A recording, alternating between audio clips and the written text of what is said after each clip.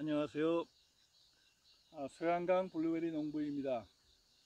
오늘은 블루베리 재배와 새의 피해 정도에 대해서 말씀드리겠습니다.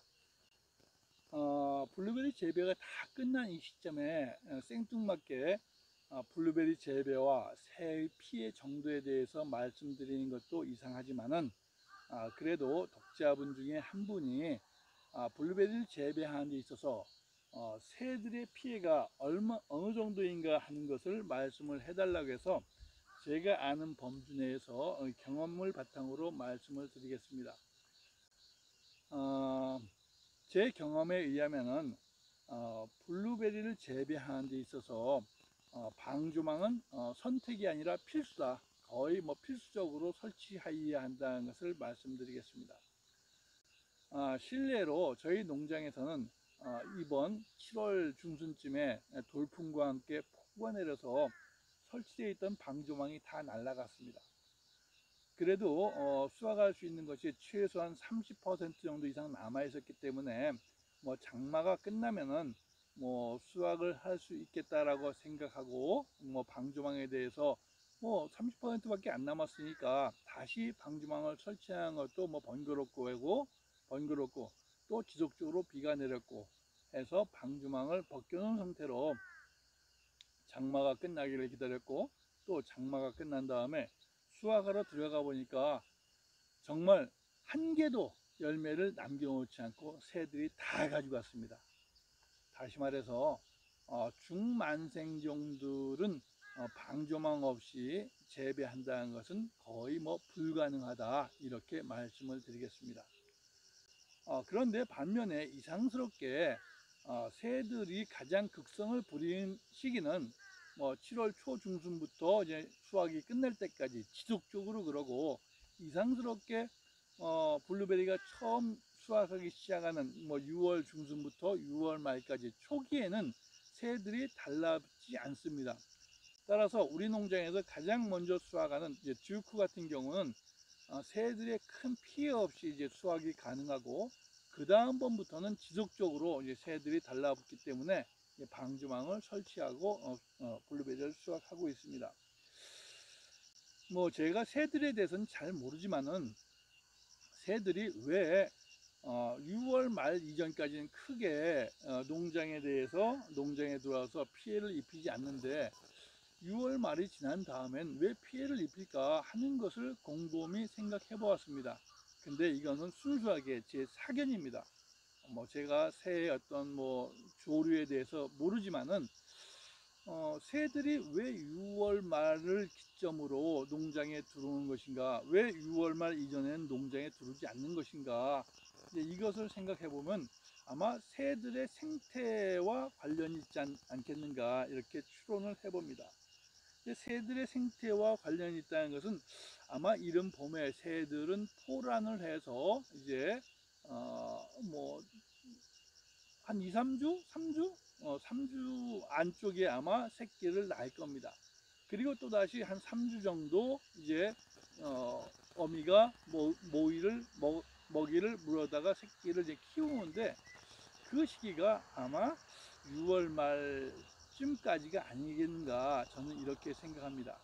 즉 어미가 포란을 해서 부화를 해서 새끼를 둥지에 키울 때는 주로 더 고급진 양분이 있는, 단백질이 있는 이런 벌레를 잡아서 새끼를 먹이고, 그 다음에 새끼가 둥지에서 나와서 이 농장 같은데 움직이지 않는 이 목표물을 이렇게 먹을 수 있는 이런 곳으로 들어온 게 아닌가, 저 혼자 생각이 그렇습니다. 그런데 여하튼 간에 다른 농장도 대부분 마찬가지입니다. 우리 농장뿐만이 아니라 대부분이 6월 말 이전에 수확하는 극초생인 경우에는 새 피해가 없다는 것을 봤을 때 아마 새의 어떤 생태학적 또는 이렇게 번식을 하는 그 주기상 열매를 먹는 것보다 아마 새끼를 키우기 위해서, 왜 봄에 산란을 하고 그 다음에 포란을 하고 그리고 이제 부화를 하고, 부화한 다음에 새끼에게 고급진 양식을 먹이려면 이와 같은 식물성 양식보다는 어떤 벌레나 뭐 이런 것을 잡아다 먹이는 동물성 양식을 공급하는 시기가 6월 말 이전이 아닌가, 이렇게 혼자 추론을 합니다. 이것이 맞는 것인지 아닌지 저도 모릅니다. 다만 경험상 농장에 새들이 들어오는 시기는 6월 말 이후더라. 6월 말 이전까지는 듀크 있는 농장에서는 사실 방조망 없이 듀크를 수확하는데도 크게 문제가 없었다. 하지만 7월 달에 접어 들어가면서부터는 이 새들의 피해가 아주 극심합니다. 실질적으로 제가 이제 올해 7월 15일쯤, 7월 중순 조금 넘어서 이 농장에 폭우와 돌풍이 불어서 거기 있던 방주망이 다 날아갔습니다. 그때까지 수확도 상당히 많이 이제 진행이 됐지만 남아있는 것이 최소한 한 30% 정도. 엘리자베스는 다 남아 있었으니까 엘리자베스를 수확을 할 수가 있었는데, 장마가 끝나고 엘리자베스를 수확하러 갔는데 거기에는 하나도 남아있는 열매들이 없었습니다. 방조망이 없으니까 모든 새들이 나와서 이걸 그 비가 오는데도 다 쪼아 먹더라 이겁니다. 그래서 지금도 저기 보면 새들이 전깃줄에 앉아 있는 것처럼 쭉 앉아 있습니다. 이거 저 혼자 지금 이 동영상을 촬영하다 보니까 이것을 이렇게 고정을 딱 시켜놔서 저걸 보여드릴 수 없는데, 이따가 말미에 제가 저 동영상을 보여드리겠습니다. 전깃줄에 제비가 앉아 있는 것처럼 새까맣게 앉아 있습니다. 네, 이렇게 방조망 없이 중만생종 블루베리를 키운다는 것은, 재배한다는 것은 굉장히 어렵다, 이렇게 말씀을 드리겠습니다. 또 새를 가장 효과적으로 쫓는 방법에 대해서 또 말씀하셨는데, 새를 쫓는 방법은 여러 가지가 있는데 저는 개인적으로 가장 원초적으로 새 그물망을 치는 것이 가장 완벽하다, 또 저렴하다, 이렇게 이야기를 드리겠습니다. 저는 참고적으로 이제 이것은 약 50m, 60m 짜리 하나의 그물망을 가지고 통으로 씌웁니다. 매년 씌우는데 그 그물망 가격이 35만원 플러스 마이너스 정도 됩니다. 그래서 그걸 매년 사다가 씌워서 블루베리를 재배하고 있는데, 이것을 전체 통으로 매년 씌우지 않고 한 5년 정도 보장되는 것이 있다는데, 그거는 같은 면적을 하면 한 150만원 정도 견적이 나옵니다. 그래서 하나를 씌워서 5년 동안 사용할 수도 있겠지만은, 저는 그냥 1년을 사용하겠다는 목표를 가지고 싼 것을 가지고 5번을 하는 그 비용이 그 비용이다 같다라고 생각합니다. 왜 그런 거 아니, 이 방주망을 수확이 끝난 다음에 걷어야 되는데 걷고 치는 것이 마찬가지라면 결국 저는 5년 동안 매년 새 것을 쓰겠다, 이런 생각을 가지고 내구성은 좀 작지만 그래도 매년 새 방주망을 활용했습니다. 근데 기왕이면 오래 즐기고 좋은 것을 쓰시겠다고 해도 어차피 이 방주망을 설치한 다음에 이 겨울에 눈이 쌓여서 이 방주망이 무너지는 그러한 사태를 예방하기 위해서는 반드시 수확이 끝난 다음에 걷어야 되기 때문에 저는 매년 35만원 플러스 마이너스 돈을 투자해서 여기에 방주망을 씌우고 있습니다. 그리고 이제 또 어떤 분들은 이제 새를 쫓는 방법으로서 초음파를 이용한다, 어떤 파장을 이용한다, 이렇게 하시는 분들도 있는데, 또 어떤 분들은 레이저 빛을 가지고 이용한다 하는 분들도 있는데, 거기에 대해서 제가 사용해 보지 않은 사람 입장에서 이렇다 저렇다 말씀드리긴 좀 그렇지만은, 저는 가장 1차적인 방법, 그물망으로 차단하는 것이 가장 싸고 저렴하고 좋더라, 확실하더라, 이렇게 말씀을 드리겠습니다.